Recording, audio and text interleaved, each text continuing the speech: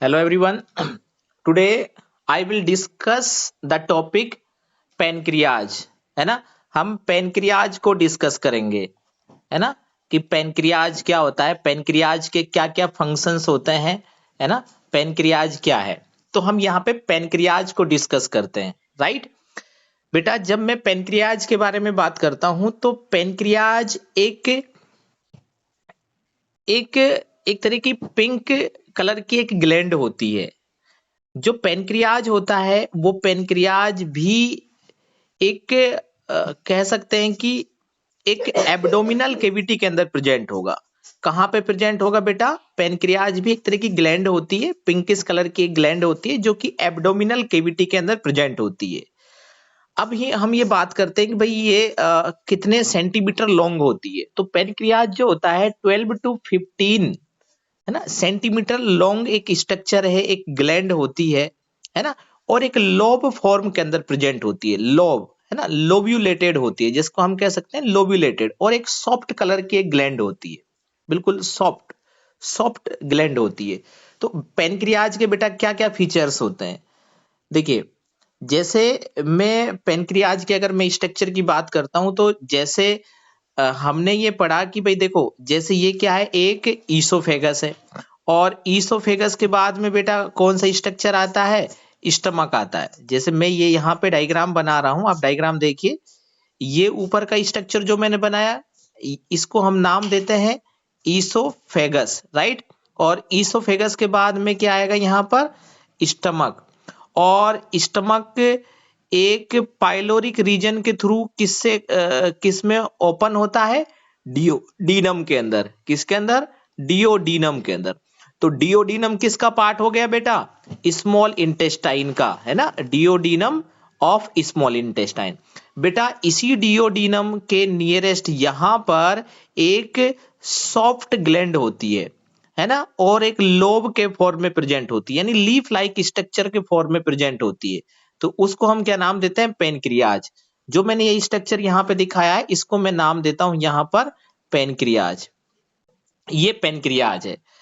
तो पेनक्रियाज के बेटा मैंने क्या फीचर्स बताए कि पेनक्रियाज एक तो ग्रेइश कलर की सी होती है, एक्चुअली में ये ग्रेइश पिंक कलर की होती है। आप ऐसे कह सकते हो, ग्रेइश पिंक कलर की एक ग्लैंड होती है, ग्रेइश पिंक कलर की ग्लैंड होती है।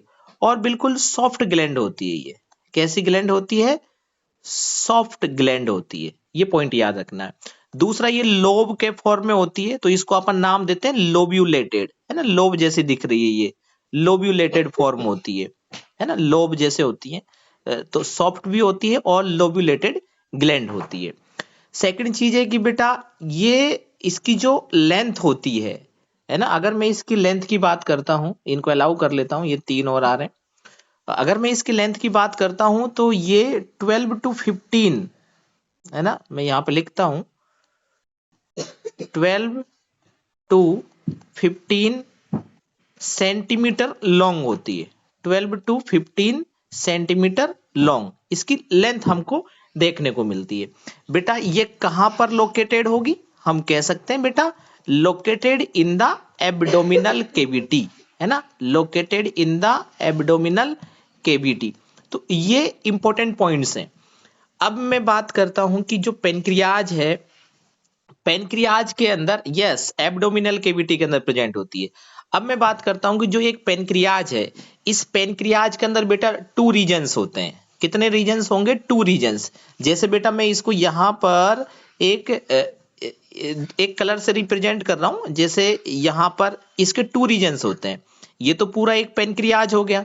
तो पेनक्रियाज के टू रीजन्स होते हैं।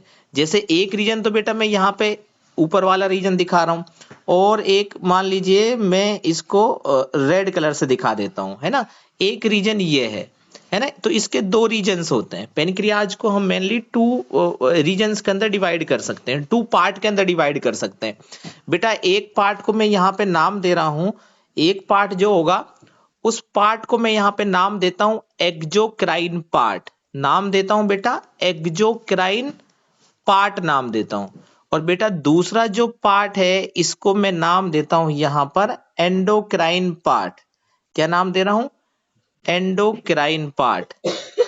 एक एक्जोक्राइन पार्ट होता है और एक एंडोक्राइन पार्ट होता है। आप ध्यान से समझना, जो एंडोक्राइन पार्ट है बेटा, एंडोक्राइन पार्ट का मतलब है कि ये एक ऐसा पार्ट है जो विदाउट डक्ट होता है। कैसा होता है? Without duct. मतलब इस पार्ट के अंदर कोई डक्ट नहीं होती। डक्ट मतलब जैसे ये, इसके अंदर कोई ऐसे कोई एक डक्ट नहीं होती है ना। ये कैसा होता है? विदाउट डक्ट पार्ट होता है। अगर ये विदाउट डक्ट है तो इसका मतलब क्या है कि ये, इससे जो फ्लूइड सिक्रीट होता है, इससे एक्चुअली में क्या सिक्रीट होंगे? हार्मोन सिक्रीट होते हैं। वो हार्मोन्स डायरेक्टली क्या हो जाते हैं? ब्लड के अंदर सिक्रीट हो जाते हैं। किसके अंदर सिक्रीट होंगे? डायरेक्टली ब्लड के अंदर सिक्रीट हो जाएंगे। जैसे मान लीजिए ये क्या है? कोई ब्लड वेसल है ना। जैसे ये मान लीजिए कोई एक ब्लड वेसल है, तो इस ब्लड वेसल के अंदर क्या प्रेजेंट होगा? ब्लड होगा। तो एंडोक्राइन से क्या सिक्रीट होंगे बेटा? हॉर्मोन्स सिक्रीट होते हैं। क्या होते हैं? हॉर्मोन्स। तो वो हॉर्मोन्स डायरेक्टली ब्लड के अंदर सिक्रीट हो जाते हैं। जब हॉर्मोन्स डायरेक्टली ब्लड के अंदर सिक्रीट होते हैं तो जिस पार्ट से हार्मोन सिक्रीट हो रहे हैं उसको हम नाम देंगे एंडोक्राइन पार्ट। यानी एंडोक्राइन पार्ट के अंदर कोई भी डक्ट नहीं होती। ये कैसे होते हैं? विदाउट डक्ट पार्ट होते हैं। ठीक है, तो जो विदाउट डक्ट पार्ट होंगे उनसे क्या सिक्रीट होंगे? हॉर्मोन्स सिक्रीट होते हैं। मैं यहां पर लिख देता हूं क्या चीज सिक्रीट होंगी? हॉर्मोन सिक्रीट होती हैं। तो हमें यहाँ पे हॉर्मोन्स के बारे में नहीं पढ़ना है, हमें यहाँ पे किसके बारे में पढ़ना है? एंजाइम्स के बारे में। क्योंकि चैप्टर का नाम क्या है? हम यहाँ पर एक ह्यूमन डाइजेस्टिव सिस्टम के बारे में बात कर रहे हैं। तो हमको तो डाइजेशन यहाँ पे करना है, और डाइजेशन में बेटा कौन हेल्प करते हैं? एंजाइम्स हेल्प करते हैं। तो हमें एंजाइम्स पढ़ने हैं। तो पेनक्रियाज का एक पार्ट जिसको मैं नाम दे रहा हूं एंडोक्राइन पार्ट, जो एंडोक्राइन पार्ट होगा वो हॉर्मोन्स रिलीज करता है। क्या करता है? हॉर्मोन्स रिलीज करता है। बेटा कौन कौन से हॉर्मोन्स रिलीज करता है? जैसे मैं थोड़ा सा आपको यहाँ पे नाम दे देता हूं। जैसे आपने नाम सुना होगा इंसुलिन हार्मोन। तो बेटा इंसुलिन हार्मोन का फॉर्मेशन कौन करता है? पेनक्रियाज करता है। लेकिन बेटा पेनक्रियाज का कौन सा पार्ट? Endocrine part. ये एंडोक्राइन पार्ट के अंदर कोई भी डक्ट नहीं होती। ये विदाउट डक्ट होते हैं जो हॉर्मोन्स को रिलीज करते हैं, जैसे इंसुलिन हार्मोन। इस इंसुलिन हार्मोन को, यस बेटा मैं फिर से कह रहा हूं, पेनक्रियाज का एंडोक्राइन पार्ट होता है। ये एंडोक्राइन पार्ट हॉर्मोन्स रिलीज करता है। इन हॉर्मोन्स को डायरेक्टली ब्लड के अंदर रिलीज करता है। डायरेक्टली किसके अंदर रिलीज करेगा? ब्लड के अंदर। क्यों? क्योंकि एंडोक्राइन पार्ट के अंदर कोई भी डक्ट नहीं होती, विदाउट डक्ट होता है ये पार्ट। तो ये कौन सा हॉर्मोन्स बताता है? इंसुलिन हार्मोन बनाता है। ठीक है, इसके साथ में जैसे ग्लूकागोन हार्मोन है, ऐसे हॉर्मोन्स बनाता है। राइट। अब हमें हार्मोन से मतलब नहीं है, हम यहाँ पे ह्यूमन डाइजेस्टिव सिस्टम पढ़ रहे हैं। तो ह्यूमन डाइजेस्टिव सिस्टम के अंदर हमारा मेन पार्ट कौन सा होना चाहिए? यहाँ पर एक्जोक्राइन पार्ट। कौन सा पार्ट होना चाहिए यहाँ पर? Exocrine part. तो जो ये एक्जोक्राइन पार्ट है, इस एक्जोक्राइन पार्ट का काम है बेटा एंजाइम्स को सिक्रीट करना। किसको सिक्रीट करना? एंजाइम्स को सिक्रीट करना। और बेटा ये जो एंजाइम सिक्रीट होते हैं ये डक्ट के थ्रू सिक्रीट होते हैं। किसके थ्रू सिक्रीट होते हैं? डक्ट के थ्रू। तो देखो यहां पर ये जो डक्ट दिख रही है, इस डक्ट को ही मैं यहां पे क्या नाम दूंगा? एक एक्जोक्राइन डक्ट। क्या नाम दे दूंगा बेटा इसको? एक्जोक्राइन डक्ट या पेनक्रिएटिक डक्ट में नाम दे दूंगा, है ना। तो ये जो हॉर्मोन्स होते, सॉरी एंजाइम्स जो होते हैं, ये डक्ट के थ्रू सिक्रीट होते हैं। इनके अंदर डक्ट होती है ना। तो ये क्या होंगे? एंजाइम्स होते हैं। और इन एंजाइम्स को मैं क्या नाम दूंगा? डाइजेस्टिव एंजाइम्स या पेनक्रिएटिक एंजाइम्स, है ना। पेनक्रियाज से सिक्रीट हो रहे हैं, लेकिन पेनक्रियाज के किस पार्ट से सिक्रीट हो रहे हैं? एक्जोक्राइन पार्ट से ये सिक्रीट हो रहे हैं। बेटा ये डायग्राम बनाइए और ये पॉइंट्स नोट कीजिए जल्दी।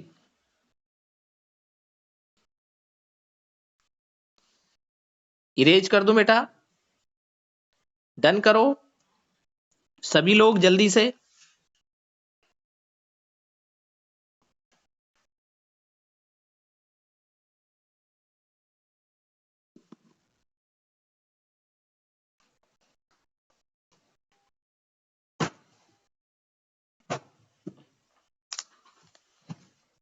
ओके ओके, चलिए इरेज कर रहा हूं बेटा।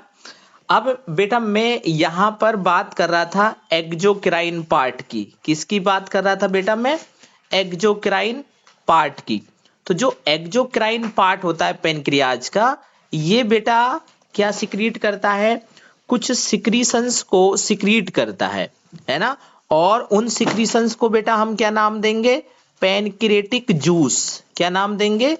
पेनक्रिएटिक जूस नाम देंगे। तो बेटा ये पेनक्रिएटिक जूसेज के अंदर क्या प्रेजेंट होंगे? एंजाइम्स प्रेजेंट होंगे। क्या होंगे? एंजाइम्स प्रेजेंट होंगे। अगर कोई कहता है कि भाई पेनक्रिएटिक जूस की पीएच कितनी होगी, अगर मैं इसकी पीएच की बात करता हूं तो इसकी पीएच 8.4 होती है। 8.4 का मतलब क्या हो गया बेटा? ये कैसी होगी? Alkaline pH. कैसी होगी? एल्कलाइन पीएच, क्योंकि 7 से ज्यादा है, 8.4 है, तो ये कौन सी होगी? Alkaline pH. अब मैं बात करता हूं जो ये पेनक्रिएटिक जूसेज होते हैं, इन पेनक्रिएटिक जूसेज के अंदर क्या क्या चीजें प्रेजेंट होंगी, राइट? तो पेनक्रिएटिक जूसेज में सबसे पहले तो बेटा क्या प्रेजेंट होंगे? प्रो एंजाइम्स प्रेजेंट होंगे। क्या प्रेजेंट होंगे इनके अंदर? प्रो एंजाइम्स, है ना। अब बेटा प्रो एंजाइम्स कौन कौन से प्रेजेंट होते हैं, ये पॉइंट हमको यहाँ पे याद रखने हैं। जैसे प्रो एंजाइम्स के नाम देता हूं बेटा मैं यहाँ पे, जैसे ट्रिप्सिनोजन। क्या नाम देता हूं? ट्रिप्सिनोजन। एक तो ये प्रो एंजाइम है। दूसरा प्रो एंजाइम होता है बेटा काइमोट्रिप्सिनोजन। कौन सा होगा? काइमोट्रिप्सिनोजन, है ना। और एक और एंजाइम्स होता है बेटा यहां पर, जिसको मैं नाम देता हूं प्रोकार्बोक्सी पेप्टाइडेज। कौन सा होगा? Procarboxy peptidase. तो ये क्या होते हैं? प्रो एंजाइम्स होते हैं। कितने प्रो एंजाइम्स बताए मैंने यहाँ पे? जैसे 3 प्रो एंजाइम्स बता दिए। ट्रिप्सिनोजन है, काइमोट्रिप्सिनोजन, प्रोकार्बोक्सी पेप्टाइडेज, ये प्रो एंजाइम्स होते हैं। बेटा प्रो एंजाइम्स क्या होते हैं? सबसे पहले मैंने आपको पहले भी बता चुका हूं कि प्रो एंजाइम्स क्या होते हैं। प्रो एंजाइम्स इनएक्टिव फॉर्म होती है ना। एंजाइम्स की इनएक्टिव फॉर्म को हम क्या नाम देते हैं यहां पर? प्रो एंजाइम्स नाम देते हैं, है ना। जब भी प्रो एंजाइम्स आते हैं तो एंजाइम्स की इनएक्टिव फॉर्म। तो अब आप सोचिए कि जो पेनक्रिएटिक जूसेज हैं ये प्रो एंजाइम्स बनाते हैं, ये एंजाइम्स की इनएक्टिव फॉर्म को रिलीज करते हैं, ठीक है। अब ये इनएक्टिव फॉर्म एक्टिव फॉर्म में कब कन्वर्ट करेगा? इनको कौन एक्टिव फॉर्म के अंदर कन्वर्ट करता है? ये पॉइंट हमको याद रखने हैं। तो एक्टिव फॉर्म में इनको कौन कन्वर्ट करता है? नो बेटा, HCl नहीं करता है। देखिए मैं इनको अलाउ करता हूं। अब आप सोचिए, फिर से ध्यान देना, पेनक्रिएटिक जूसेज क्या बना रहे हैं? प्रो एंजाइम्स बना रहे हैं। प्रो एंजाइम्स क्या होते हैं बेटा? इनएक्टिव फॉर्म होती है, ठीक है। तो इनएक्टिव फॉर्म में हम कह सकते हैं ट्रिप्सिनोजन, काइमोट्रिप्सिनोजन, प्रोकार्बोक्सी पेप्टाइडेज। अब आप सोचिए जितने भी पेनक्रिएटिक जूसेज होंगे ये बेटा कहां पे जाएंगे? स्मॉल इंटेस्टाइन के अंदर। कहां पे जाएंगे बेटा? ये स्मॉल इंटेस्टाइन के अंदर। तो देखो मैं यहां पे ऐसे दिखा देता हूं, यहाँ पे ब्लैक कलर से, कि जितने भी पेनक्रिएटिक जूसेज होंगे बेटा इनका मूवमेंट कहां पर होगा? इनका मूवमेंट होगा बेटा इनसाइड द स्मॉल इंटेस्टाइन। कहां पर होगा बेटा? Inside the small intestine. बड़ी ध्यान से सुनना बेटा, फिर से कह रहा हूं मैं कि पेनक्रिएटिक जूसेज का मूवमेंट बेटा कहां पे होता है? स्मॉल इंटेस्टाइन के अंदर। तो अब जितने भी पेनक्रिएटिक जूसेज होंगे वो कहां पे आ गए? स्मॉल इंटेस्टाइन के अंदर। तो स्मॉल इंटेस्टाइन के अंदर अब क्या प्रेजेंट है? प्रो एंजाइम्स प्रेजेंट है। प्रो एंजाइम्स कहां से आए? पेनक्रिएटिक जूसेज के थ्रू आए। कहां से आए? पेनक्रियाज से। तो अब यहां पे क्या होंगे? जितने भी प्रो एंजाइम्स होंगे वो प्रो एंजाइम्स अब एक्टिव फॉर्म के अंदर कन्वर्ट हो जाएंगे। कैसे? कि बेटा स्मॉल इंटेस्टाइन का काम क्या है? स्मॉल इंटेस्टाइन एक एंजाइम्स को सिक्रीट करती है, एक एंजाइम्स का फॉर्मेशन करती है जिसको मैं नाम देता हूं एंटेरोकाइनेज। क्या नाम देता हूं? एंटेरोकाइनेज। ये एंजाइम्स बेटा किसने बनाया? स्मॉल इंटेस्टाइन ने। किसने बनाया? स्मॉल इंटेस्टाइन ने। अब ये स्मॉल इंटेस्टाइन के अंदर ये एंजाइम्स पहले से प्रेजेंट है, और इस स्मॉल इंटेस्टाइन के अंदर अब क्या आ गए? पेनक्रिएटिक जूसेज आ गए। तो अब क्या करेगा? पेनक्रिएटिक जूसेज जो हैं, जैसे मैं नाम देता हूं बेटा, यहां पर एक एग्जांपल दे देता हूं, जैसे ट्रिप्सिनोजन, राइट। ट्रिप्सिनोजन क्या है, एक इनएक्टिव फॉर्म है। अब ये इनएक्टिव फॉर्म को एक्टिव फॉर्म में जब कन्वर्ट करेंगे तो यहां पे बनेगा बेटा ट्रिप्सिन। क्या बनेगा यहां पर, ट्रिप्सिन। तो बेटा जो ट्रिप्सिन जो यहां पे बना है ये कैसा हो गया, एक्टिव फॉर्म। ट्रिप्सिनोजन क्या है, इनएक्टिव फॉर्म। तो इस ट्रिप्सिनोजन को ट्रिप्सिन में कन्वर्ट कौन करता है, एंटेरोकाइनेज। तो ये बेटा एक्शन कहां पे होता है इसका, ये जो प्रोएंजाइम्स हैं ये एक्टिव फॉर्म के अंदर कन्वर्ट कहां पर होंगे, स्मॉल इंटेस्टाइन के अंदर। स्मॉल इंटेस्टाइन क्या बनाता है, एंटेरोकाइनेज बनाता है। एंटेरोकाइनेज का फंक्शंस क्या हो गया, ट्रिप्सिनोजन को ट्रिप्सिन के अंदर कन्वर्ट करना। राइट, कहां पे कन्वर्ट करेगा बेटा, स्मॉल इंटेस्टाइन के अंदर। मैं जितने भी हाँ यस, अब आप सोचो पेनक्रियाज से पेनक्रेटिक जूसेज सिक्रीट होते हैं, तो उन पेनक्रेटिक जूसेज का जो एक्शन है वो पेनक्रियाज के अंदर नहीं होता है ना, वो पेनक्रियाज के अंदर उनका एक्शन नहीं होता है। उनका एक्शन कहां पर होगा, स्मॉल इंटेस्टाइन के अंदर। यस तनीषा, स्मॉल इंटेस्टाइन के अंदर। क्यों, क्योंकि स्मॉल इंटेस्टाइन के अंदर क्या प्रेजेंट है, एंटेरोकाइनेज। और एंटेरोकाइनेज ट्रिप्सिनोजन को ट्रिप्सिन के अंदर कन्वर्ट करता है। राइट, अब देखिए, अब ये ट्रिप्सिन क्या हो गया, एक्टिव एंजाइम।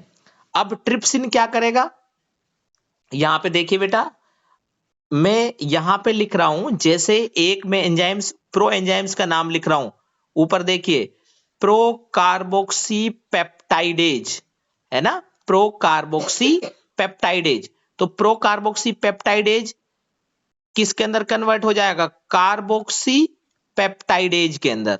कार्बोक्सी पेप्टाइडेज के अंदर मैंने यहां से क्या हटा दिया, प्रो हटा दिया। मैंने क्या हटाया यहां से, प्रो। तो pro carboxy peptidase carboxy peptidase में कन्वर्ट हो जाता है। इसको कौन कन्वर्ट करेगा बेटा, यहां पर ट्रिप्सिन। कौन कन्वर्ट करेगा, ट्रिप्सिन, है ना। तो अब आप देखिए, अगर ट्रिप्सिन नहीं बनता तो pro carboxy peptidase carboxy peptidase के अंदर कन्वर्ट नहीं होता है ना। और ट्रिप्सिन को कौन बनाएगा, एंटेरोकाइनेज।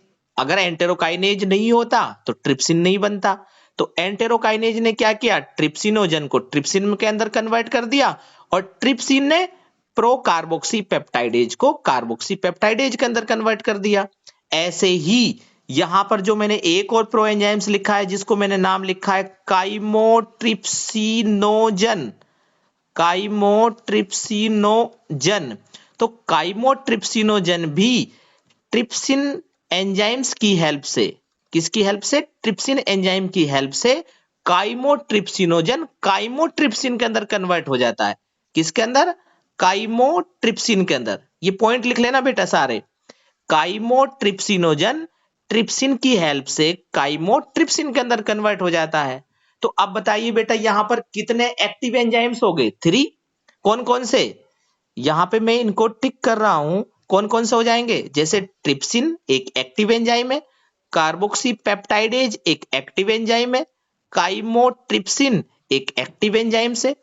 तो ये एक्टिव जो एंजाइम्स हैं ये अब कहां पर प्रेजेंट है, स्मॉल इंटेस्टाइन के अंदर। तो मैंने कल आपको बताया था कि स्मॉल इंटेस्टाइन के अंदर क्या होता है, मैक्सिमम डाइजेशन होता है। सबसे ज्यादा डाइजेशन कहां मिलेगा, स्मॉल इंटेस्टाइन के अंदर, क्योंकि यहां पे एंजाइम्स, बहुत सारे एंजाइम्स प्रेजेंट है। राइट, तो अब हमें इनका एक्शन पढ़ना है कि ट्रिप्सिन का क्या काम है।